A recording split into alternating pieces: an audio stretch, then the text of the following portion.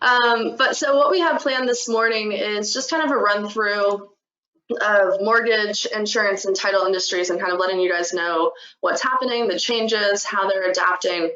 So we have all of our department leaders for 3 different affiliates on the call, and they're going to kind of walk through and kind of share some information and hopefully help you guys out in your buying and selling process during all of this. So first up, we have Alex with Executive Home Lending.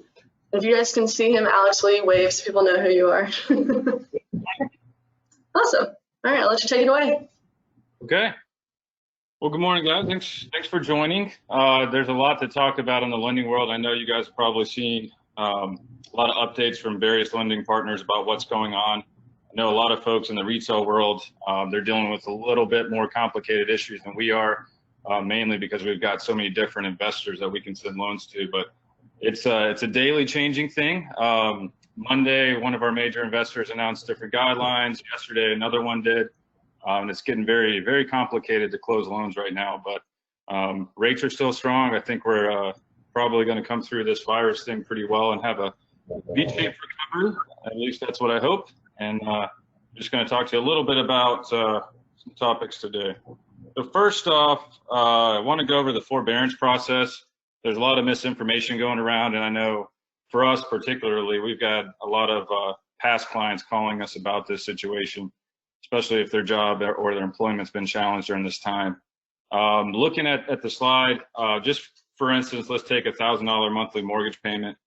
Say it was due April 1st. If the homeowner does not need to contact their loan officer, they need to contact their actual servicer of their loan. And I'm sure you guys know how that works, but a lot of times, the loan may be sold 3 to 4 times in even a 12-month period. Ultimately, some of them are serviced by Fannie and Freddie or either other big banks. And what happens is they apply for forbearance for 3 to 6 months, depending on the term. This is just a 3-month example with their servicer. The servicer fronts the payments to the actual owner of the mortgage, usually packaged in a mortgage-backed security. And then after 3 months, the 3 months that they forebore, as well as the payment on the 4th month is due. So a lot of people think it's baked into the end. It's not. So as you can see on July 1st, $4,000 total will be due, or the equivalent of 4 months payments.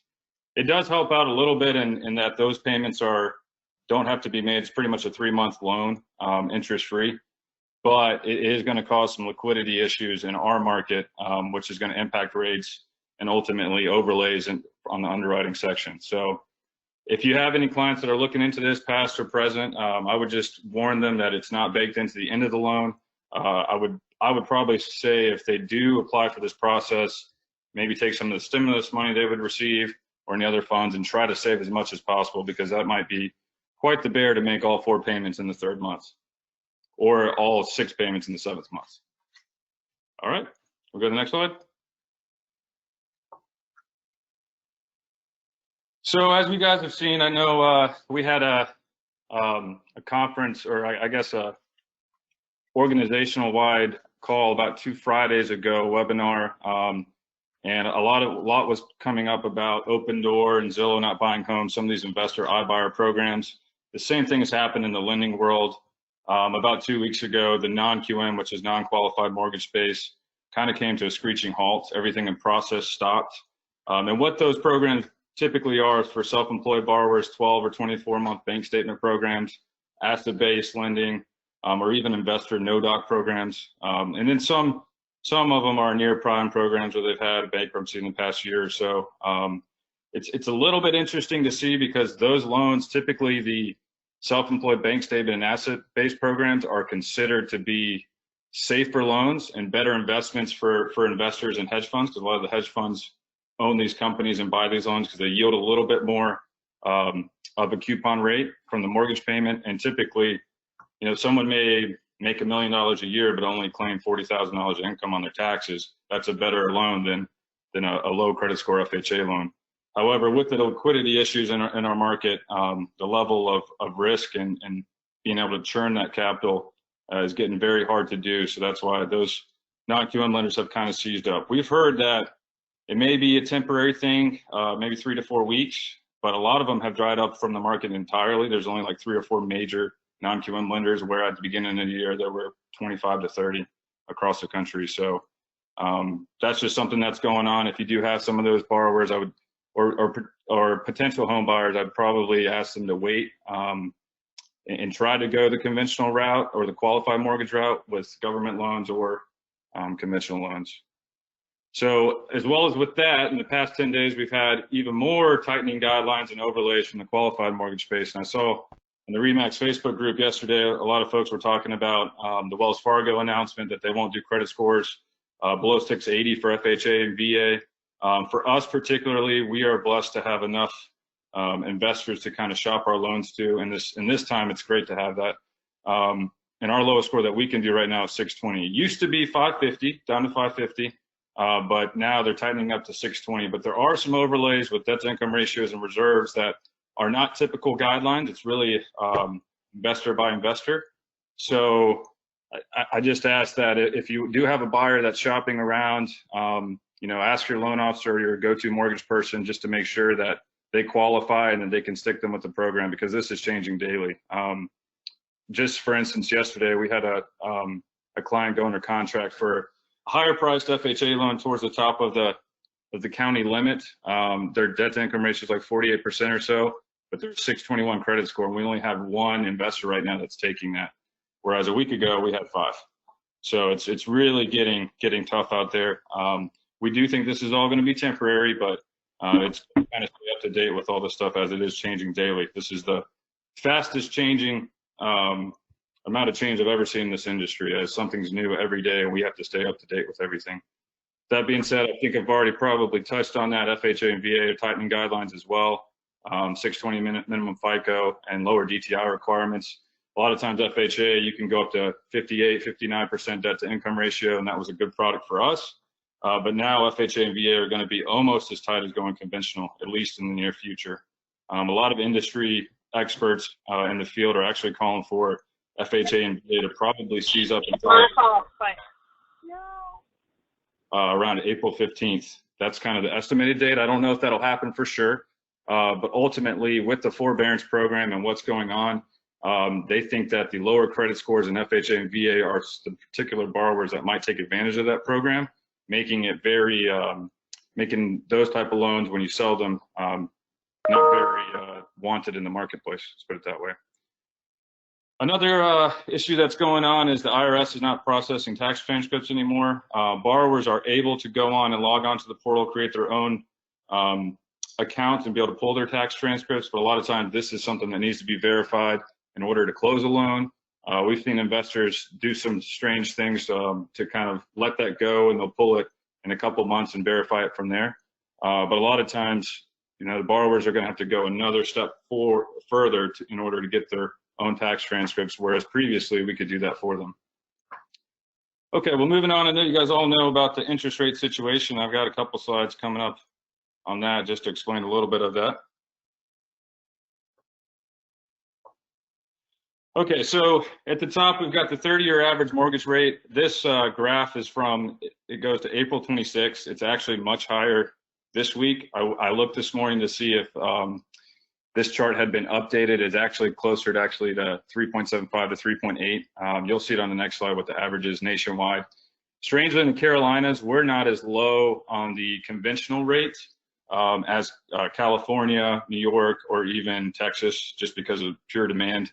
We're probably like in the middle. So with a grain of salt, you can see, it's the rates really dipped to an all-time low at the beginning of March, and then started going up quite rapidly, which did not make sense for a lot of us because we watched the 10-year Treasury, we watched this bottom graph, which is the mortgage-backed security bond chart. Typically, I know there's a lot going on here, but I wanted to show you that typically the higher those get, the lower the rates are. Essentially, a 2.5% 30-year bond is paying back a 5% coupon, which in our mind means that the 30-year fixed rate should be 2.5% if there wasn't other factors, possibly lower. Okay, next slide, please. And Alex, before we move on, can you just do a quick explanation of what QM or QA versus NQA is, or qualified mortgage? versus Okay. non-qualified? So non-QM, previously what we were talking about, those are considered non-qualified mortgages. They don't fit into the Fannie and Freddie guidelines or the FHA guidelines for all the loans. So they're really looked at more as a, it's got the same, it's still bound by FID the same way, but it's looked at more of like an investment type product. They're usually products issued by hedge funds. You've seen Angel Oak, Deep Haven, even Caliber does some. Those are bank statement programs, asset-based lending programs where they use if you've got $1 million in the bank and you can cover 3 years of mortgage payments. A lot of times they don't check anything else.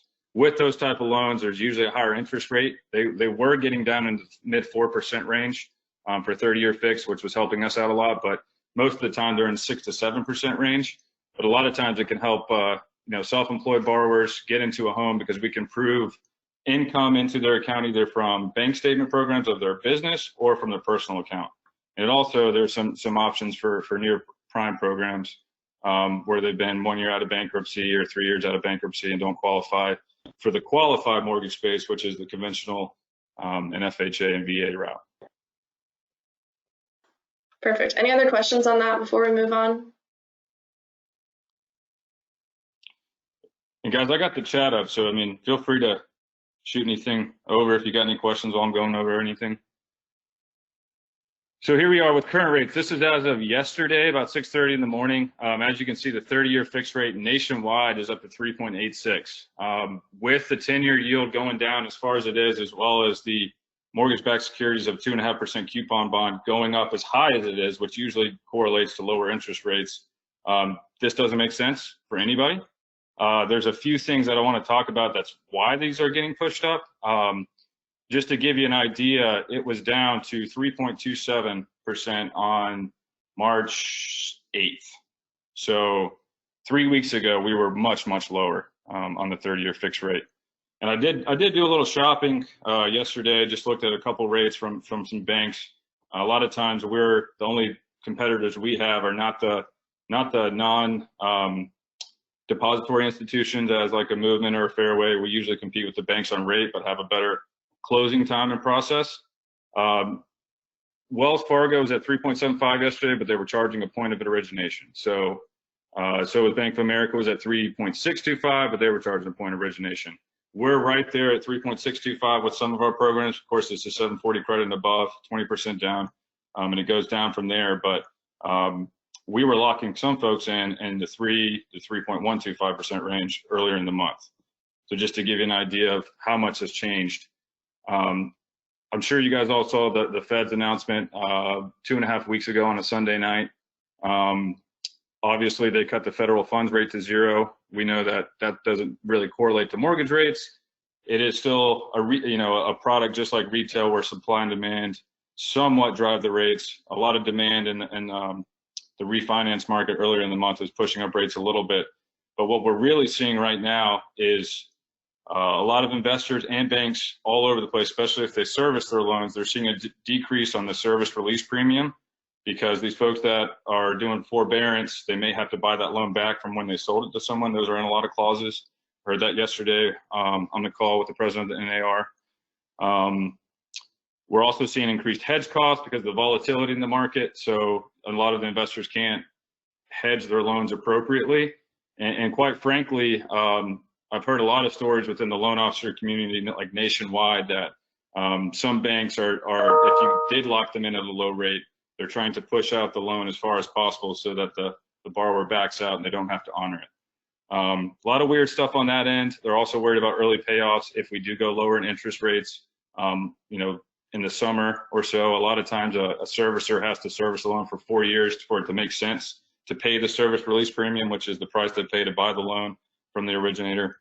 So a lot of those issues, as well as capacity issues, are driving up rates to where they're in a place that they're artificially inflated. So we're continuing to watch this. I mean, I think again, once we get through end of April, end of May, I think we'll definitely see like a V-shaped recovery. If more info from the coronavirus or COVID-19 doesn't come out, hopefully we can get through this and kind of flatten the curve and then get back to normal and hopefully have a booming buying season in the summer. So Any questions on rate environment or what the industry is doing as a whole? Okay. I guess we'll go to my final slide. So I just wanted to give you guys just an update. We are still fully operational. Everybody internally in our office, as well as the investor relationships that we have, everybody's working from home. There were tests done by the major investors that we work with 3 weeks ago. Even they were working from home and testing out their capacities and operations. We've actually seen some loans getting cleared at midnight Friday evening, 2 p.m. on a Sunday. So it seems like even though most of the nation is working from home or remotely, we're still just as productive, if not more. So I don't want you to feel, fearful that no one's working or anything like that. We can all be reached by our numbers. Down below, you can see our mortgage consultants. You can call or email any of us. We're around and always will be around.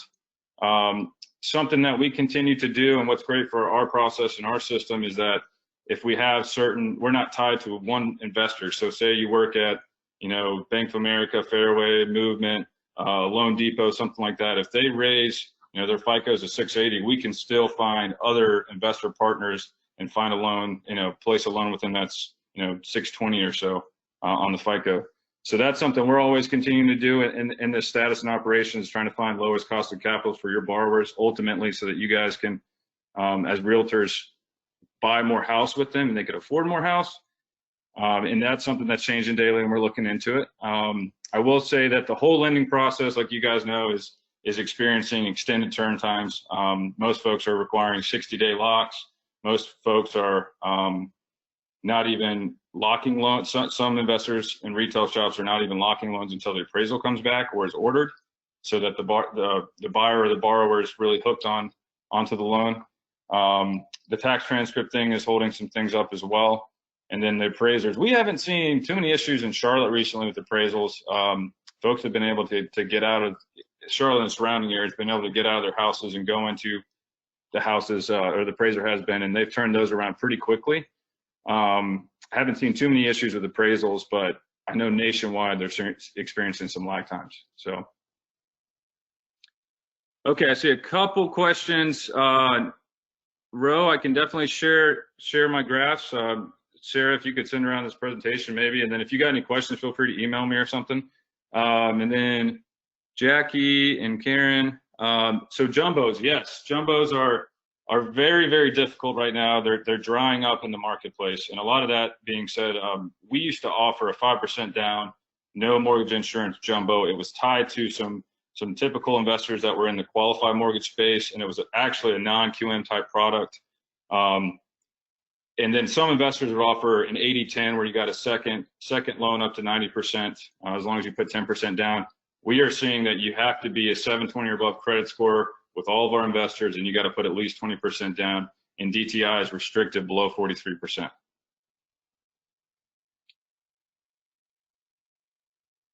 So I hope that answers every question. Sorry, Quaren.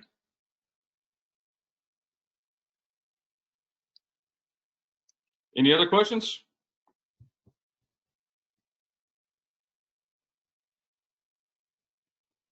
All right, well, thank you guys for your time. If you have any questions, feel free to shoot me an email or shoot me a text. I mean, we're definitely staying close to all the changes and everything that's going on, but ultimately, I think we're in a good shape. I think we've got ahead of this possible mini recession.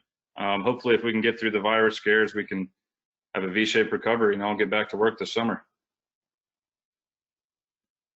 Awesome, thank you, Alex. So up next we have Sarah Applegate with insurance, and I'm going to take a second and hand over presenter access to her.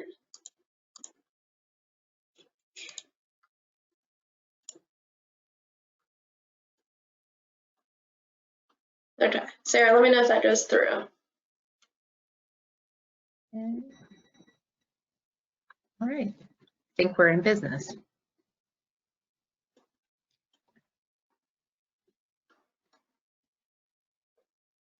Okay, so mine's going to be a lot shorter than Alex's. I know he gave you a lot of really good info because he's definitely been very affected by these changes. The really good thing about our industry is we were kind of prepared for remote work and for this type of transition ahead of time. So I'm going to go over kind of what has changed, what's the same, and then how you guys and your buyers can reach us so that we can be of assistance through this. So basically what's different is we're all working from home every day now. We have had the option to do that for about the last year, as have most of the insurance companies that we work with. So a lot of their staff, their underwriters, customer service folks, they're all working from home as well. So it's been a pretty seamless experience for all of us. We've been able to get underwriting exceptions turned around within 24 hours still. It used to be the same day that we could get that done, but it's usually within a business day now. We are at more risk for cyber fraud and data breaches, so my team is aware of that, and you guys should be as well, with all of the email phishing things that are going out about COVID-19 solutions and articles that people are lured to click on. It's something just to be aware of, especially right now, because there's been a big spike in that. A lot of our insurance companies are actually proactively helping out clients. So they're suspending things like cancellations, late payment fees, non-renewals to clients, just to kind of help people through this time period. They're giving them a large grace period on payments getting made. So that's been really helpful for us, because even if something gets delayed in the way of a closing, if the payment gets delayed, that can carry through to a cancellation. And additionally, they're not doing any interior home inspections at all right now for our larger homes. They're doing exterior only, but they will be following up at a later time to do the inside measurements for the insurance side.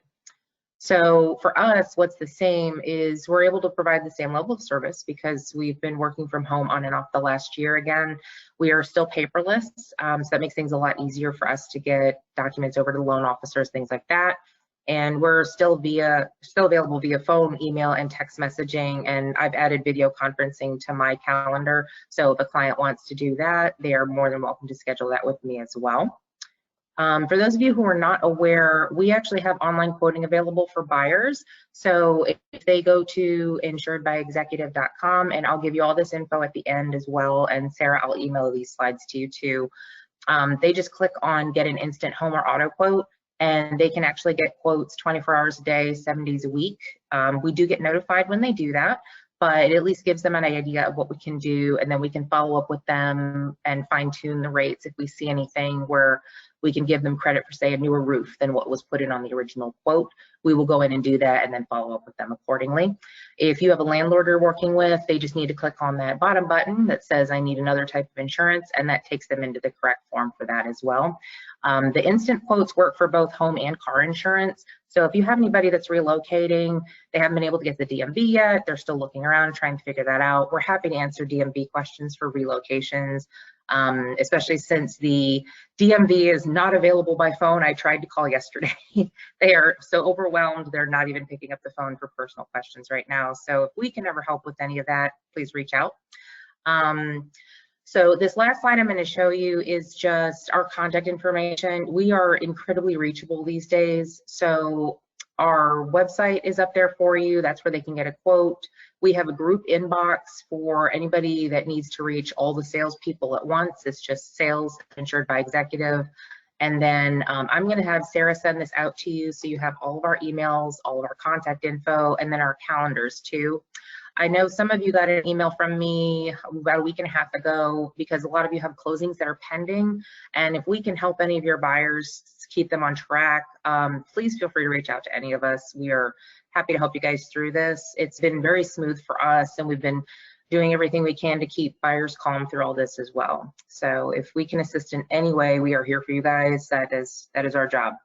So if you guys have any questions, you're welcome to email me or call me on my cell as well. If you think of something later, just let us know. We're very available for you. All right, any questions, guys? So on the insurance side of things, no news is good news, right? Not a lot of changes, but that's good. Pretty much. Yeah, we were proactive to be digital in the first place, and it has paid off in this situation just because we were prepared. I just underestimated how prepared the entire team was, and they've been wonderful in this transition. They've really done a great job because my entire team has kids at home, so they've been doing an awesome job. Well, good. Well, awesome. And like Sarah said, I'll send out this PowerPoint so you guys have all of her contact info and Anthony's contact info if you need them. But if there's no questions, I think we're going to jump over to title and Allie McCormick. So give me a moment just to grab this screen. And Allie, okay, good, you're on. So I know you're going to talk about the approved attorney list, so I wanted to make sure everybody knew in Wolf Connect where to access this, and then I'll let you dive into it. So really simple, guys. On Wolf Connect homepage, under the office links, there is an approved attorney list right here. And it'll just open up the file in Dropbox for you. Cool. All right, Allie. Thank you. Well, that's actually a good place to start. So some of you may have already used this in the past, but something that we've had in place for a little over a year now is these attorneys are already wiring your commission. So it kind of worked seamlessly with the environment we're in now, where a lot of the attorneys, if not all of them, are saying only essential signers can come. So they're not letting our agents in. So all of these attorneys, a lot of them are dual licensed, North and South Carolina, and have multiple locations. So if you haven't checked out this list, please take a moment to look at that and really seriously consider that. We started it as a means of convenience, to be quite honest. My industry is regulated, as most people know, so service has to become how I get you in the door and show you how good that we really are. So that's how that started. Now it's more becoming a health issue. So I encourage you to try that. What we have done, Karush and I got together, and your safety is our priority. So if you already have a scheduled closing with a non-approved attorney, whether it's this month, next month, if it's already scheduled, it's already in place, I want you to go ahead and send me one email with a list of when it is closing, who it's closing with, and their telephone number. If you call them each ahead of time to first make sure that they'll even send a wire. We've got a lot of attorneys that I've talked with that just won't send it, or if they send it, they're charging a pretty exorbitant fee, whether it's a third-party fee they're passing along. For whatever reason, they're not able to absorb that fee like RE/MAX is choosing to do. Like I said, your safety is our #1 priority. So we can try to work around that. But just send me one email, please. There's a lot of you guys out there, a lot of different offices, because we're doing it in all of our markets. So if you can go ahead and look at your calendar, reach out to that law firm and ask them, will you send a wire and at no cost? If they say yes, great, write down the property address, when it's closing, that person that I need to talk to and their phone and fax number, and I'll get them the wire instructions and try to get ahead of that so there's not a last minute panic that's going on. And like I said, if they're going to charge a wire, I can kind of work with you. We can figure something out, because we just want everybody to stay home, stay safe, and we'll get through this a lot quicker if we can help you do that. Future closings, I really would appreciate it if you could, during this time, go ahead and schedule with approved attorneys, only because I'm the only one who can handle the wire information for security reasons. So I'm working lots and lots of hours, both sending the instructions out as well as receiving and getting them to the appropriate parties. So I can't really do that indefinitely.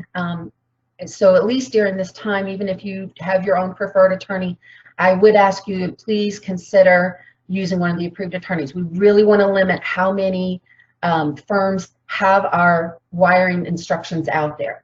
So this is both for whether you're representing the seller or the buyer. So again, there's a cost that's involved, there's time that's involved. So if you could please do me that favor, I'd appreciate it. And the one email with a list, that's tremendously helpful as well. I understand things come up, so I'll work with you, whatever you need. We are fully functional as well. We're at home. I do go into the office periodically to send faxes, check on mail, and process checks. But Ambry is still home working, hopefully seamlessly, with all attorneys. We've just had that ability for a while. We've just chosen to come in. So it's nice to see that when tested, it worked. We did have a meeting about a week ago with some prominent attorneys in the area who are directly involved with the North Carolina and South Carolina Secretary of State and government bodies, trying to just stay on top of that to see, to make sure each governor is not going to allow the Register of Deeds to stop taking e-recordings. I think they're doing a very good job of convincing them the need of that. Clearly, people are going to be homeless if you can't record, because the statutes say, at least in North Carolina, you can't, you know, turn over the keys and release the funds until you're on record. So if they don't keep that minimum electronic recording up, then it's just going to be terrible for a lot of people. So I think they're doing a very good job of that. I really don't expect that to change, that they'll continue to take e-closings. It might be a little slow. So on behalf of all attorneys, I've worked with attorneys and been that paralegal that you normally contact, have a little bit of patience with them, because you just got this funneling effect where the same thing at the Register of Deeds, there's a minimum number of people that have the ability to process their recording. You can't disperse without it. So it's everybody's just getting adjusted. Hold on one second, my allergies are getting me.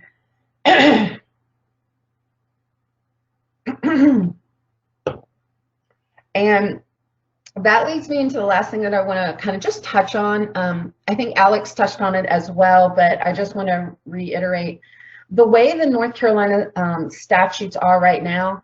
A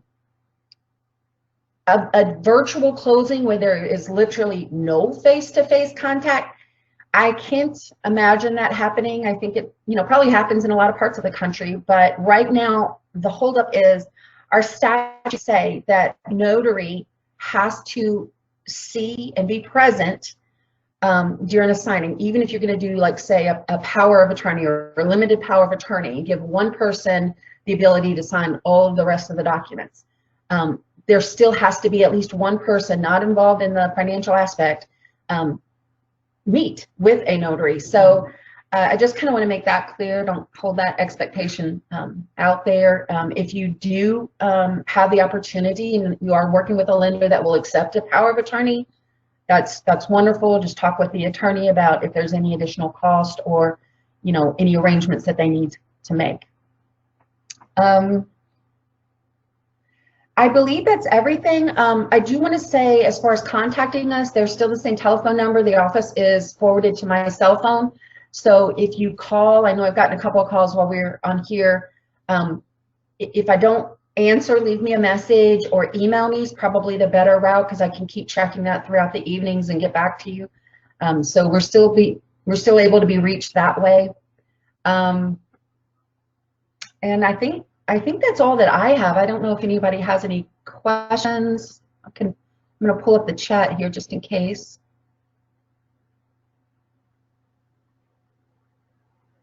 Maybe.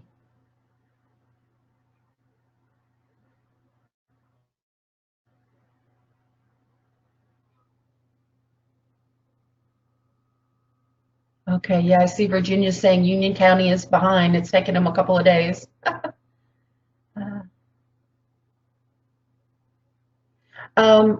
Let me see. I'm not sure if I'm at the top or not.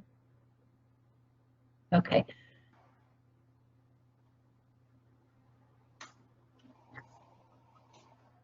Can other attorneys still mail commission checks? Of course, yeah. This RE/MAX, accounting and admins, they are all fully functioning as well. So I believe Crucia sent out an email, maybe through Wolf Connect, just reiterating the steps, the hours of operation. But I know when I go in after mail has been delivered and processed, I know that I'm seeing people take turns getting in, so that they're still fully functioning as well. So if you have an attorney that wants to mail it, maybe you can convince the attorney to, you know, FedEx it or send by regular mail the way you normally would. There's nothing wrong with that.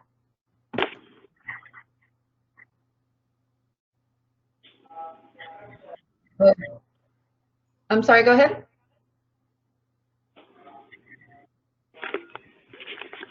Hey, Allie, I'll just add on to that last comment. So each office should have a drop box outside of the office, and then there should be a spot inside the office that your admin would have sent out an email, I believe, earlier this week or last Friday, whenever our phone call was. So if you guys need any clarification on that, just shoot me an email and we can let you know where exactly you can drop off checks. And yes, we do have people still going into the South Park office in accounting just to collect the checks in the mail and all of that stuff. So if you want to have your attorneys mail it in, that is definitely still an option. Okay. I see there's another question from Jackie about rates. Yes, both North and South Carolina are regulated. What that really just means is both states underwriters will submit what their rates are. North Carolina, they're pretty much all the same. There's not a fluctuation there like there is in South Carolina. South Carolina, you can see a difference. Again, regulated just means they've published it and it's out there. But they typically follow the same suit with each other. But South Carolina, there's a big difference as well. We don't typically market to South Carolina closings because in that state, the attorneys can own the title company. So of course they're going to keep that, and in a lot of cases they actually make more money doing that. So, but again, during this crisis, we want everybody to be safe. Crucia's is very adamant about that, no matter what the cost is. So if you primarily do real estate in South Carolina, we're not worried about getting the title work. We're worried about your safety and your health. So if you first check with the attorney, make sure they'll even send it without charging you. And then if they will, then just send me the information and we'll take care of that at no cost.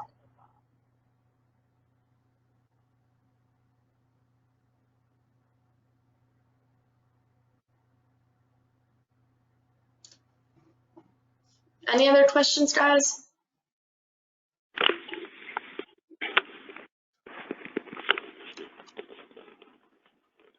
Alrighty, well, thank you guys so much. For those of you that are going to be around this afternoon, we are hosting a second webinar at 2 p.m. that's going to cover the CARES Act. So it kind of essentially helps small businesses or agents with funding during this time. So again, if you have any questions about what was covered today, I'm going to send out the recording and the PowerPoints, and you have Allie, Alex, and Sarah's contact info as well. So just let us know. But thank you guys so much for joining us this morning. Thank you. Bye. Bye, guys.